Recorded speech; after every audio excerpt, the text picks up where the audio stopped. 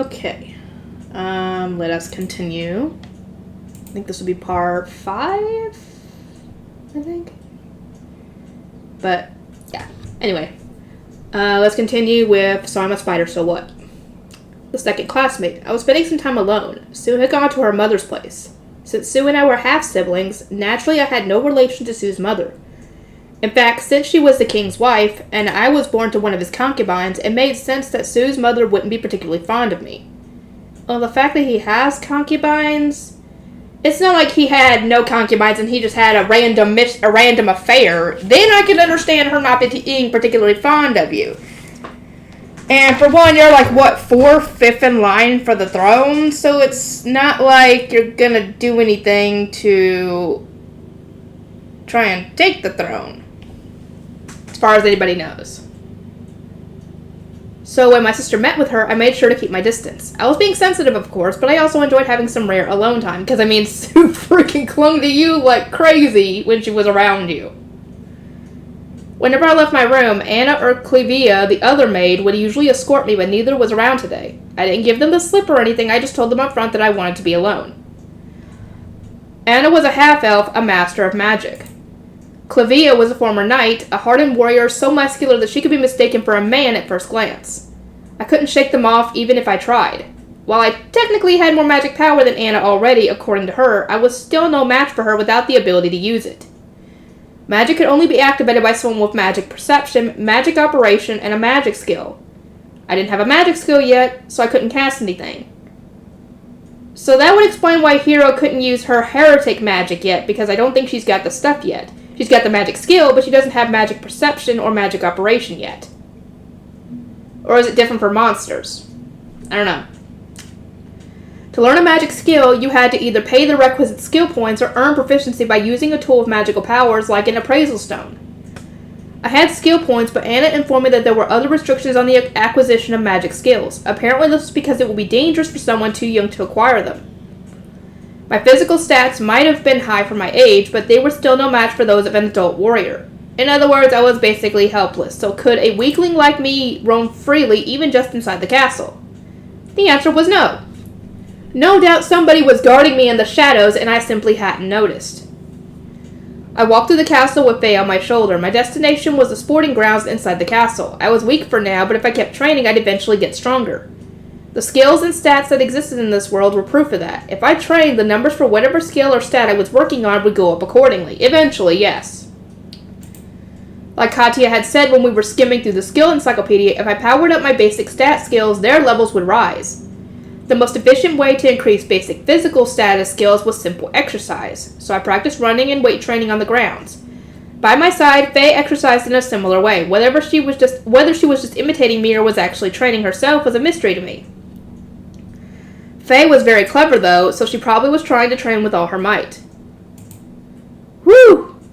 Once I'd worked out every part of my body, I took a break.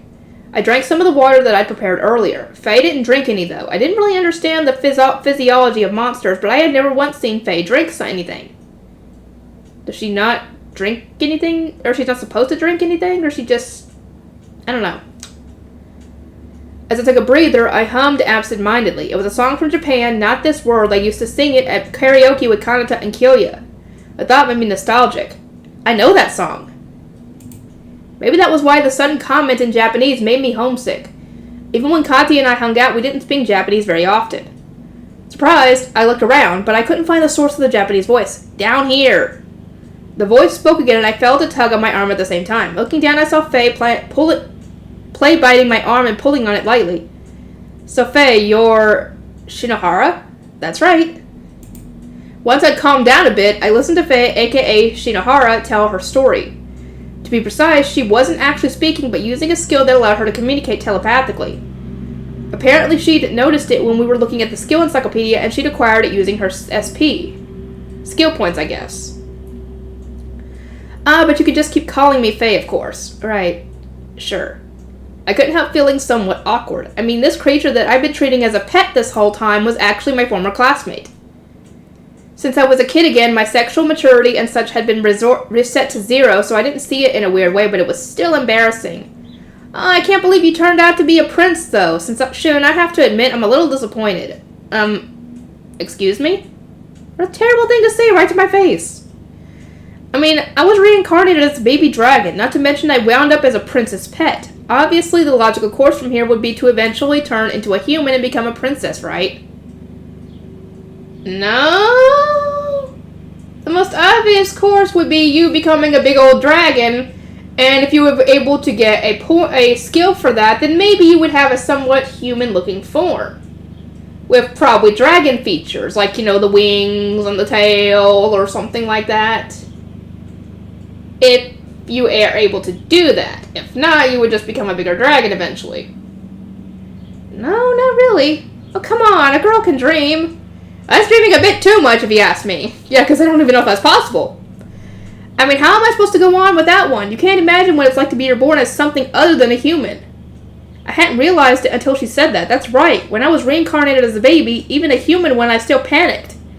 What must she have felt all this time being reborn as something else entirely? Shinohara was right. I couldn't even begin to grasp it. Yeah, you're right. I'm sorry. I must have been hard on you. Yes, I suppose it was. I was able to hear outside sounds while I was in that egg, you know, so I latched onto that with all I had and tried to learn the language. Oh yeah, I did that too when I was a baby. Wait, does that mean when you were cozying up to me whenever I was reading, it was because you were trying to study? Yes, that's right. I was disappointed at first, but it's a relief to relief to have a friend here. A friend, huh? Oh yeah, I guess I can tell you then. Katia is actually a reincarnation too. What? Seriously? Yeah, it's Kanata Ushima. Are you kidding? But Ushima was a guy. I know, right? Her gender changed when she got reincarnated. For real? That's hilarious. I don't think it's a laughing matter for Kanata. True, but it's still funny to imagine how you're born as a boy, and then when you die, you get reincarnated as a girl. Or vice versa. Oh my god! That must be so freaking hard to deal with. Not even having the right biology that you're used to. I suppose not. Okay, I won't laugh in front of her, then. Those words surprised me a little. To be honest, I didn't have a very flattering impression of Shinohara. In her previous life, she was practically a bully. She constantly picked on another classmate named Wakaba. The root of the problem was that Shinohara liked an upperclassman who had a crush on Wakaba, though Wakaba herself had no idea. But apparently when Shinohara confessed her feelings to him, he rejected her and stated who he liked instead. Oh, awkward. I mean, it's not really Wakaba's fault, considering, she either had no idea, or she did and just never said anything because she wasn't interested in him. Wakaba was the prettiest girl in class. No, in the whole school. As a result, she became the target of a lot of jealousy. And Shinohara was the ringleader. She would harass her almost every day, deliberately saying rude things about her while she was in earshot and hiding her personal belongings, among other things. Freaking high schoolers are freaking mean. Mean, mean, mean, mean, mean! And some of them never grow out of that. Wakaba never gave any sign that she was bothered by it, so it never came to a head, but it was still basically bullying. Surprised? My thoughts must have shown on my face. Kinda, yeah. I answered honestly. I thought it was probably better that way. Well, I had a lot of time to think while I was stuck in the egg. It didn't take long to realize that I wasn't human anymore, you see. I thought maybe I was being punished. Faye's telepathic words berated herself. But, like it or not, I'm a pet now, you know?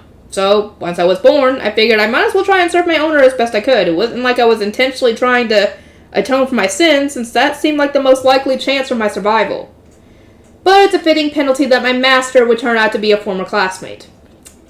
Sorry you got stuck with me as a penalty, then. Did that bother you? I was only joking. Didn't sound like a joke to me. Sounds like you're still a bit of a bully. Old habits die hard, I guess. Now, let's try to stay friendly from now on, right, Master? Her voice was dripping with so much sugary sarcasm that I could only sigh. And so I had been reunited with my second fellow reincarnation. Yes, the second one. When I first met Katia, I began to have a slight suspicion, but now that I'd met another one, that suspicion turned into conviction. I believe the rest of the members of my old class might have reincarnated here too. Yep. Ooh, here we go. 7. I'm evolving! Man, centipedes are scary. Seriously, what the hell? I never want to see that many insects again in my life. I don't blame you. I'd be freaking out too. Then again, I'm afraid of bugs, so yeah, that would have freaked me out seeing the first centipede. Wow, I'm exhausted. My legs are trembling, probably because I ran for so long after depleting the yellow stamina gauge. My immediate available energy, which is the yellow stamina bar. It's definitely time for a rest. I look back one more time to check whether the centipede army is following me. Sweet, no sign of them. I lay out some webbing to make a simple home. The moment I finish the web to ensure my relative safety, all the strength drains from my body and I collapse. Wow, I must have gotten a little traumatized. The centipedes may be weak individually, but that enormous horde was a major threat. If that many of them came at me at once, there'd be nothing I could do. Plus, those guys can inflict paralysis. If I got bitten even once, I'd probably be totally immobilized prey. And then you would be screwed no matter what you tried to do. Yeah, after that, all I'd be able to do is wait for them to gobble me up. That thought alone makes me shudder. I should have thought more carefully about why there were so many centipedes in that area. Or maybe what I should have noticed was the lack of other monsters around them. I mean, on their own, the centipedes are crazy weak. In retrospect, it was odd that there weren't any other predators around when there was so much prey to be had. I considered that maybe other monsters didn't want to eat them because of their paralyzing venom, but in a dungeon chock full of poisonous monsters, that seemed like a flimsy reason. Maybe there aren't a whole lot of predators for the centipedes, and that's why, maybe? Most likely, the other beasts either avoided the area, knowing a swarm of centipedes lived there, or wandered in accidentally and got eaten. Considering that even my speed was barely enough to let me escape, it may simply be impossible for slower creatures. They'd try to run, but get overtaken in no time, and once they were bitten and paralyzed, tons of centipedes would swarm around them and... Scary! I guess even lesser monsters have ways of compensating for their vulnerabilities. In terms of pure fighting ability, I'm on the weaker side too. But if I make a web, I can entrap and defeat monsters stronger than myself. So just because something seems weak doesn't mean you can let your guard down. No, best not to let your guard down for a second in this place. Let's just say this little encounter drummed that lesson into me very thoroughly. I was able to stay alive anyway, and I did make a snack of more than a few centipedes before that incident. I earned some levels and stuff too. Although, despite all the level up molting I've been doing, I don't feel like I'm getting any bigger. I think the molting is supposed to be your way of healing, essentially, because every time you level up, you molt. And thus, it resets your HP and everything back to normal, and thus any wounds you had went away as well. Molting normally helps an animal grow larger, doesn't it? I mean, technically, I am growing in a sense by leveling up, but the size of my body hasn't changed. After seeing my gigantic mother when I first hatched, I got the idea that I could eventually be that big too. If you evolved in that way, yes, you probably could. But so far, there aren't any signs of that happening. Since this world has levels and all, maybe evolution exists too or something? Oh right, speaking of levels. After I appraised that whole army of centipedes, my appraisal skill level went up. Is this what they call a lucky break? For the time being, I take a fresh look at my continuous self-appraisal results. I didn't really have time for that during my pursuit by the centipede army, obviously. Small Lesser Terror Tech, level 7, nameless, status, weak. What do you mean, status weak? That's way too vague. I'm assuming it means weak because you're already in a weakened state, like you used all your energy and all that, maybe? Plus, calling me weak is, well... I suppose that I realized that already, but couldn't you sugarcoat it at least a little? The fact that my appraisal said I'm weak is just more proof that I'm small fry by this world's standards. Ugh, sucks. No wait, didn't I just decide that you can't dismiss something just because it's not very strong? I have my thread after all, even if my body is frail, as long as I have my spider thread I'll never be defeated. Probably. Maybe. If you look at it that way, I'm not really weak at all, right? I mean, I'm biased, but I would say I'm actually pretty strong. Oh, girl, you're gonna get knocked down a peg a little bit. I can trap monsters with my thread, gain the upper hand with ambushes and bites of my poison fangs once my target is immobile. Yeah, I have to admit I play dirty, but I don't have much of a choice, since I'm at such a disadvantage in a fair fight. So yeah, essentially you can do what you gotta do, essentially. So basically, I take any help I can get.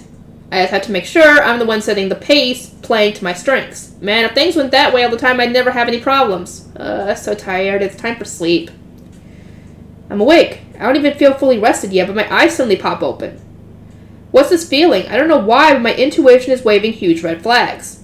Quickly, I get up and add more threads to my web. Then I notice the source of my premonition. Elro Baladorado. Level 9, status appraisal failed. It's a massive snake. Ah, shit, I would really be freaking out at that point. I think just the fact that if I was reborn a spider, I would freak out in itself. Just because I have a phobia of spiders. Ooh, God. It looks thick enough to swallow a human whole without a hitch, and its body is at least 30 feet long. Basically, it seems strong, not to mention level 9. Up until now, the strongest monster I've seen is a level 4, so this is a big jump. Species-wise, the advantage is clear. That combined with its superior level means that if we fight fair and square, I don't stand a chance. I break out in a cold sweat. I'm like a frog caught by a snake, except I'm a spider. My body is stiffening in fear, but I force it to move somehow. Slowly, I retreat in an attempt to put some distance between us, but the snake isn't having any of that. Heedless of the web between us, its head thrusts forward. Naturally, it winds up caught up in the web, but then the snake thrashes around and breaks through. Yeah, now you're in trouble. I turn around and dart away, fast as a frightened rabbit. I make my escape through the emergency exit of my hastily built web, right as the snake bursts through the first barrier and attacks where I just was. My instinct warns me to run away, but I don't. I see it. The snake is tangled up in the webs. It could rip up the threads, but it couldn't manage to free itself completely. The intact web and the busted wood are now tangling together around its body. This could work. This is the advantage I need. I latch onto the body of the snake as it writhes around. The moment I bite down on it, I start producing more threads from my butt. Somehow I break through its hard scales and drive my poison fangs into its body. The snake thrashes more violently as the pain of the venom sets in. As I entrap it with more thread, it struggles even harder. The serpent slams my body against the walls and floor time and time again, but I hang on with all my might and determination. My yellow stamina gauge is running low. Every time I get hit, my green HP bar goes down too, and whenever I make thread, the red general stamina bar decreases as well. Once the red gauge runs out, I probably won't be able to produce any more thread. If that happens, it's only a matter of time before the snake escapes its bonds, and then you're in trouble. Because by that point, your yellow stamina is probably going to be out, and then you're just going to be a sitting duck. I have to beat this monster before that happens. I pour all my energy into biting down and pumping out threads. The snake's resistance starts to weaken slowly but surely. When my yellow stamina bar is long gone and the red bar is down to only 10%, the snake finally lies still. That's what happens when you underestimate a weakling. Experience has reached the required level. Individual small lesser terror tech has increased from level 7 to level 8. All basic attributes have increased. Skill proficiency level up bonus required. Proficiency has reached the required level. Skill pain resistance level 1 has become pain resistance level 2. Skill points acquired. Experience has reached the required level. Individual small lesser terror tech has increased from level 8 to level 9. All basic attributes have increased. Skill up proficiency level up bonus acquired. Proficiency has reached the required level. Skill Poison Fang level 5 has become Poison Fang level 6. Proficiency has reached the required level. Skill Night Vision level 9 has become Night Vision level 10. Ooh, I wonder what happened with that. Condition satisfied. Skill Vision Expansion level 1 has been derived from Skill Night Vision level 10. Skill points acquired. Wow, that was a lot of stuff. I guess gaining a ton of experience points when you beat an enemy that's out of your league holds true in any world. I even rose 2 levels. The snake sure was a strong opponent. If I fought it head on, I wouldn't have stood a chance. It had a strong body and had a strong defense with its protective scaly covering. Judging by the way it burst through my web, its speed was probably high too. It might have even been faster than me. Plus, snakes equal venom. No doubt that guy was poisonous too. Frankly, even when it was caught in my net, the odds of me winning were probably about 50-50. All my wounds healed when I leveled up and molted, but before that my HP was dangerously low. I almost ran out of stamina too. That was close. But all that risk makes for good rewards. When I was overhunting the centipedes, I figured I was getting close to level 8, but I never expected to reach level 9 in one fell swoop. I'm really pleased about leveling up, and my skill levels have risen a lot too. It definitely doesn't hurt to have more pain resistance, and Poison Fang is one of my trump cards along with Spider Thread. While my Poison Fang skill powers up, that means my attack power increases by the same amount. Or, to put it another way, Poison Fang is still my only method of attacking. That could come back to bite me if I run into an opponent with high poison resistance, no pun intended. But what caught my eye the most in this round of leveling up was the night vision skill. Yeah, come to think of it, it did make sense that I would have that skill. It must be why this dungeon only seems a bit dim to me despite the total lack of light sources. Now my skill level for that has gone up and the scenery around me has become totally visible. So 10 must be the highest level available. There's no other explanation for this clarity. Unless 10 just happens to be the max level for the night vision skill specifically and not other skills, of course. Plus I got a vision expansion skill I think as a bonus for getting night vision to level 10. That's great and all, but to be honest, I have no idea what it actually does. Surely you could appraise the skill and you would get information about it, right? Judging by the name, you'd think my field of vision would be much wider now, but that doesn't seem to be the case. Well, this isn't the first time I've gotten a skill whose effects I couldn't understand from the name alone. It'd be nice if I could use appraisal on skills to avoid issues like this, but I can't. One of the conditions of appraisal seems to be that I can only get info on visible things.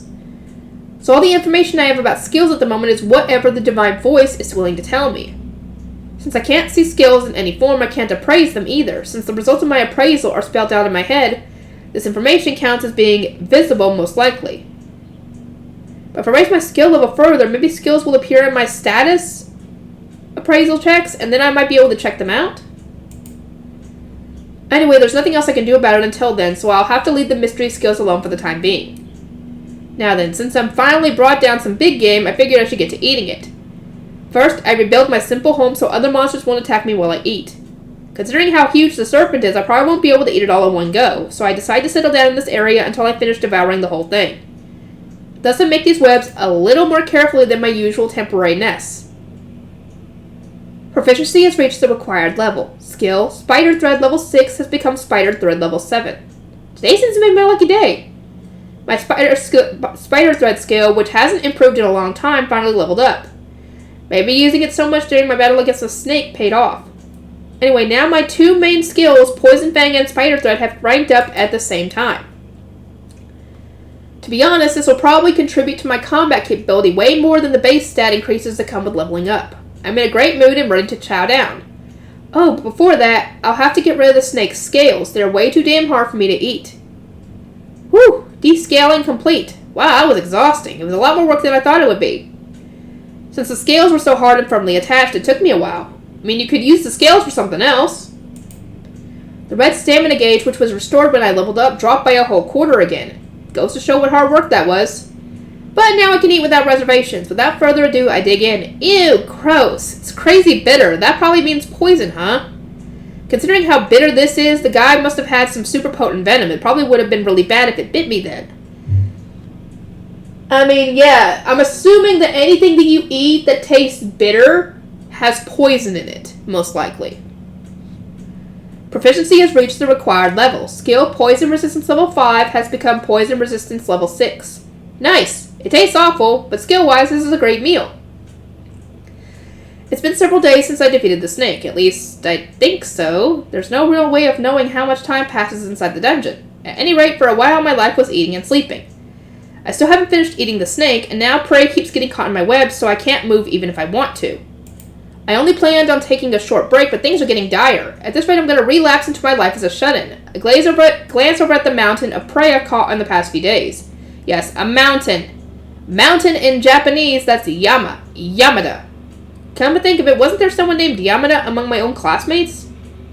Well, that doesn't matter now. Anyway, my prey is piling up into a mountain. This is the result of systematically disposing of all the prey getting caught in my web. Back in my first home, I ate my prey as soon as I got it, but I can't start in on these until I finish eating the snake, which was why I ended up with this enormous pile. There haven't been any tough guys that could break through my wet thread like the snake, so I was able to dispose of them easily. One of them was a strong-looking level 6, but now it's just part of the prey pile. Well, high level doesn't necessarily mean it'll be strong. I'm level 9 now, level-wise the same as the serpent. However, the snake had an overwhelming advantage in terms of straight-up battle abilities. In fact, without my web, my thread, I couldn't even beat a low-level monster. I'm starting to think that the race of the creature is at least as important as its level. Even at the same level, if one species is superior, then there's essentially no chance of an upset. To give an extreme example, even if that giant spider, which is probably the strongest monster I've seen, was level 1, I still wouldn't be able to beat it. Regardless of our levels, with an opponent that big, no matter how strategizing would stop me from getting crushed in an instant. So besides the difference in level, there's also a big difference in combat ability between that serpent and me. That said, 3/4 of the snake's body has already disappeared into my stomach. Should I look at it as being 3/4 done with the snake, or still having another quarter to go? I mean, it doesn't really matter. I still have the mounting pile of monster corpses to tackle after this, so it may be better to go with the latter.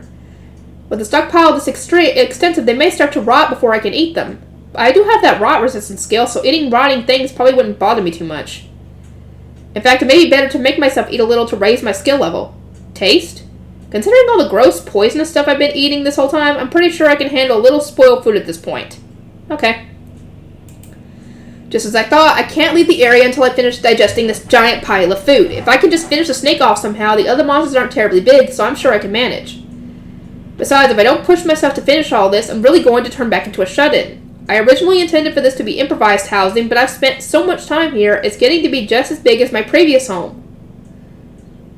As I mull over everything, I feel a vibration through my thread. Something is trapped in my web again. Oh man, now I have even more food. I never imagined that I'd wind up in a situation where I have too much to eat. At any rate, I head over to my catch.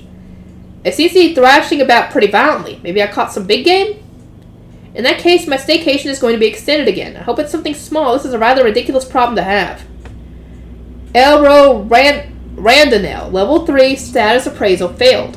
Elro Randonel, level 3, status appraisal failed. Elro Randonel, level 4, status appraisal failed. So I actually caught 3 monsters. Ah, these guys showed up in a trio at my old home too. Does this monster species only travel in 3s? In any case, this may be even worse than catching a big monster, mostly in terms of meat quantity, that is. For now, I add more threads to further impede their movements before carrying them away, web and all. This is a new technique I've come up with. It's way more convenient than cutting out a piece of the web every time. Then I build a new web and head back to the center of my home with the monsters in tow. Oof, all 3 of them together are heavy. I should have taken them one at a time, even though that's more of a pain. Heave, ho! Man, this is annoying. My body hurts a little bit now. In fact, my HP has even gone down. Damn it. Good thing I have these guys to take out my anger on. That seems a little irrational, but I don't really care. And so, chomp, chomp, chomp. Experience has reached the required level. Individual small lesser terror tech has increased from level 9 to level 10. All basic attributes have increased. Skill proficiency level up bonus acquired. Skill points acquired. Conditions satisfied. Individual small lesser terror tech can now evolve. What was that? As I level up, I received some really mind-boggling information. Evolve, it said. Does that mean what I think it means? Like in a certain game series where you raise pocket-sized monster and Pokemon. There are multiple options for evolution. Please choose from the following. Lesser Terratect or Small Terratect. Whoa. Okay, give me a minute here. Wait just a moment. Let me think about this, because it can be a huge turning point in a person's life. Although I'm a spider, not a person. At any rate, I can't make this choice lightly. Evolution, huh? Well, that's cool. Since it's such a game-like world, it isn't that surprising to encounter something like this, I suppose. If I start making cracks about that now, I'll never stop. So if I'm evolving, doesn't that mean I'll power up too? If a choice to evolve is available to me, there's no sense in not jumping on the chance. So, lesser Terratect or small Terratect? Can you appraise the options and figure out which would be better? Based on the names alone, there doesn't appear to be that big of a difference. So which is better, lesser or small? Oh, if only appraisal could be used on the divine voice, then I could understand the difference easily. Well, maybe I could take a guess. My guess is that a lesser Terratect would be an adult. It would take small out of my name, after all. So the flip side to that is that small Terratect removes the lesser part. Would I become a superior species? But since small is still attached, I'd probably still be an immature species. That must be the difference, I think. In that case, it's easy to pick one. Small Terratect should be the way to go, right? I don't want to evolve and stay as an inferior species after all, but besides, doesn't small Terratect imply that there are more evolutionary steps beyond that? Like losing the small and simply becoming a Terratect, for instance? I don't know how much I would change by evolving, but at the very least I'm confident that it would make me stronger. In which case, I should probably choose the one with more potential for future growth. A lesser Terratect might be able to evolve too, but I don't want to choose it on the basis of the uncertain hope. Besides, I don't know how big my body will get if I choose to become a lesser Terratect, which is scary. If I evolve into an adult, that'll probably mean I'm getting a lot bigger. I don't think I'd suddenly have a huge growth spurt as soon as I choose my next form, but I can't say for sure. This is a fantasy world after all, so I can't rule out the chance of something like, I'm evolving! Boom! Now I'm gigantic! And if that is a possibility, I don't want to risk it. I doubt it would suddenly swell up to the size of that giant spider, but if I get too big to fit in the passage I'm currently in, that would undoubtedly be a problem. I did see that huge Fingicoat monster before, but it nearly filled up the 10-foot wide passageway completely. It seemed a little difficult to move around like that. I'm guessing that monster normally lives in a bigger space, and that particular individual happened to go astray into a narrow passageway. So being too big to move around freely is a real possibility here, in which case it would be best to stick with my current size. That's another reason to pick small Terratect. Okay, that settles it then. I'm going to evolve into a small pterodactyl. Individual small lesser pterodactyl will evolve into a small pterodactyl. Okay, my evolution started pretty quickly. A divine voice is always very abrupt, but I wish it would give me a little more time to emotionally prepare for these things. I mean, this is my big evolution. Evolution complete. Individual race has become a small pterodactyl. All basic attributes have increased. Skill proficiency evolutionary bonus acquired. Proficiency has reached the required level. Skill taboo level 1 has become taboo level 2. Proficiency has reached the required level. Skill heretic magic level 1 has become heretic magic level 2. Proficiency has reached the required level. Skill rot resistance level 1 has become rot resistance level 2. Proficiency has reached the required level. Skill skanda level 1 has become skanda level 2. Skill points acquired. What? Huh? What? Did I fall asleep? No, it was more like my consciousness suddenly slipped away for a moment or was interrupted for a second or something. That had to be the effect of evolution, right? Excuse me, divine voice. If I'm going to pass out when I evolve, a little warning would be nice. Huh? Am I finished transforming then? As far as I can tell, I don't look any different. Okay, my self-appraisal stopped. Okay, time to examine myself to see what's what. Small pterodactyl, level 1, nameless, status, weak. What? My species name changed, so the evolution seems to have been successful, but level 1? So your level resets when you evolve. My stats didn't go down or anything, did they? My status hasn't changed from weak, so I can't tell. Wait, still weak? Aw, man. The most worrisome thing is that my red stamina bar looks nearly empty now. That's probably why I feel so sluggish and hungry. I must have used up a ton of energy mutating, right? Good thing I have such a huge stockpile of food. In the end, my evolution was successful, but it turned out to be risky business. I passed out and nearly ran out of energy after all. If I get a chance to do this again, I'll have to make some preparations. Since I lost most of my stamina thanks to my evolution, I turned my attention to eating. First, what's left of the snake. The large creature took up so much work to eat before, but now it goes into my belly with ease. Proficiency has reached the required level. Skill poison resistance level 6 has become poison resistance level 7. As I finish off the snake, my poison resistance skill levels up. That makes 2 levels I've obtained for that skill thanks to the snake. Yum yum. Before I evolved, that much food would have left me full and bloated, but now it has so little effect that I wonder if it vanished into a hole somewhere. It's like everything I ate just now disappeared. In exchange, though, my red stamina gauge has recovered steadily, so even after finishing the snake, my stomach isn't bloated. In fact, I'm still pretty hungry. My red stamina bar is far from full, too. Fortunately, I have a whole mountain of monster meat in my current abode. Before my evolution, I had been seriously worried about how I was going to eat it all. Surely this much food would be enough to satisfy even the extra dimension my stomach apparently has now. So I start to dig in. I eat, and eat, and eat. I scarf it down like there's no tomorrow. In my previous life, I generally didn't have much of an appetite, but I guess it wouldn't be so bad to be a glutton in this world. I feel like I could take on a competitive eater now. Seriously though, what's going on with my stomach? I've obviously eaten more than my entire body mass at this point, yet I can still fit more? For real though, my stomach isn't actually connected to a separate dimension now, is it? Somehow I'm guessing it's way bigger. It has to, because there's no way it's grown to be bigger than your body. So what the hell? Is it maybe your metabolism is so fast it gets rid of the food, it makes it into energy before you can even figure it out? I know thinking about it won't solve anything, but you can't help worrying when your own body is involved. I won't figure out what's going on no matter how much time I spend fretting about it, and it's really starting to bug me. Don't think about it. Don't think about anything, just keep eating. I eat, and eat, and eat, and eat. Oops, there's nothing left. Huh? Did I seriously eat all that food I hoarded? I did, didn't I? I mean, it's all gone. For real? My belly is still only 80% full.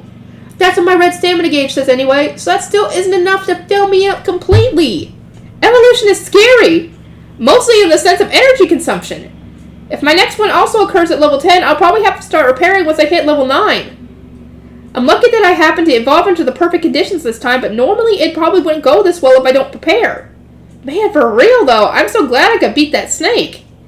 If it weren't for that, I wouldn't have made a new home and saved up all this food. Thanks, snake! Well, anyway, I've recovered for the most part, but my stomach still isn't full. And still, since I've munched through my entire store of food, there's no reason to stay here any longer. Time to escape from being a homebody. And so I set off once again to continue my aimless journey. Thank you, second home. You were only supposed to be a temporary rest stop, but I ended up staying a lot longer than I planned. Farewell! I set off in high spirits. Now my first order of business is finding more prey to fill me up. After that, well, I probably just roam around randomly as usual. But I do want to try to find the exit of the dungeon if possible. If I do get a chance to evolve again, I probably wind up getting bigger. Even this evolution, which didn't change my appearance much, still had a huge effect on me. This makes it seem all the more possible that with my next step up, I might suddenly turn huge or something. In which case, I'm a little worried about fitting through these small passageways. If possible, I'd at least want to move into a bigger area, so the best thing would probably be to get outside. For one thing, if I stupidly make myself enormous inside this dungeon and the exit turns out to be tiny, I may not be able to leave at all. I mean, you technically probably could, you would just have to break down some walls if you're huge, which wouldn't be a problem. The only problem is that if I reach the exit, there's a good chance that I'll run into humans passing through it. But in the end, I don't really want to spend my whole life in this dungeon. A gigantic spider I saw when I was born was probably around 100 feet tall, estimating based on my own size, so it could probably barely go anywhere in this dungeon, let alone outside. If I keep evolving from one form to the next, I'll probably wind up like that eventually, so I really have to get out of here before then. That being said, the gigantic spider seems like a boss monster. Will I really reach the same size someday? I wonder how many evolutions I would take. By that point, I could probably defeat humans without breaking a sweat, huh? But if I do that now, I won't be able to go outside. Part of me is excited at the idea of becoming so enormous, and part of me is deeply alarmed by it. This is a complicated feeling.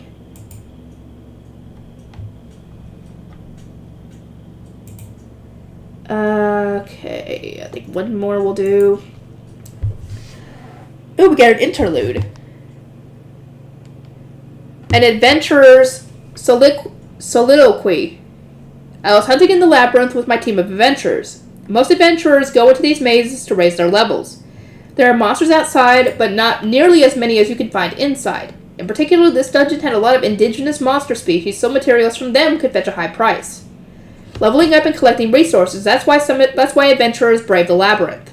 Hey, look at this! It's a web! I looked to where one of my companions was pointing. There, glowing faintly in the reflected light, was a web of evenly spaced geometric patterns. A spider web, the nest of a spider-type monster called the Terratech that's often found living in the Great Elro Labyrinth.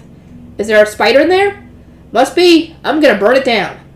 Terratechs are fundamentally weak monsters. As long as you're careful of their poisonous bite, they're just small fry. But occasionally some of them make webs like this. These snares are extremely dangerous. The sticky and durable threads are very difficult to escape on your own if you're caught. Apparently, it's possible if you have high enough strength, but most usually consider escape as impossible. The easiest way to extract yourself is by burning the web away. The threads are hard to break with brute force, but they're extremely susceptible to fire. My comrade used the end of his torch to set the web aflame. It blazed up easily and continued to burn for a while. Whoa, hey, it's burning further into the passage. That's a big nest. You don't think it's evolved, do you? My friend's words sent shivers down my spine. Monsters can sometimes evolve. When they do, they become much stronger than before. The unevolved members of the Terratech species are very weak.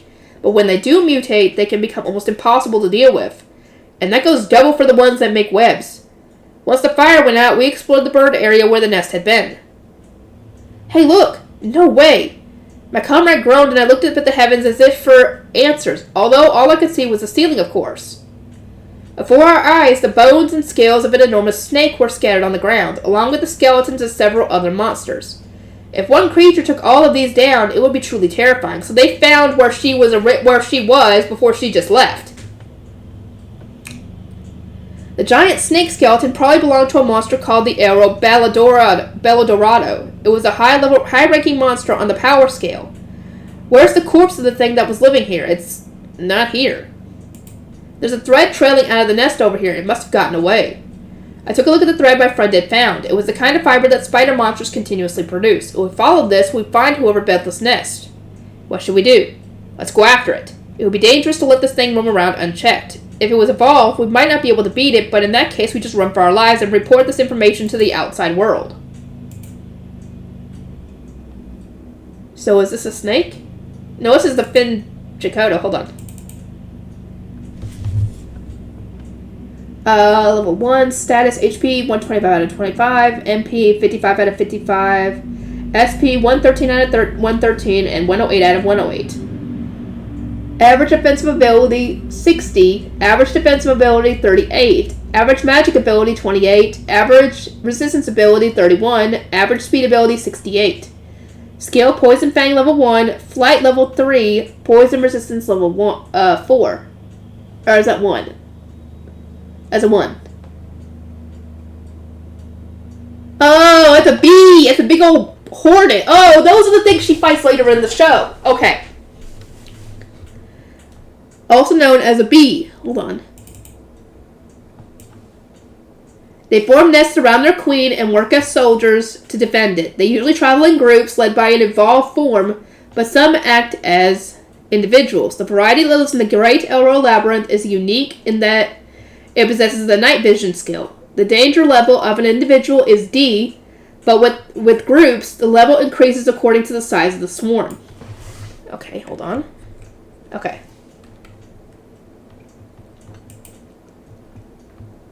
I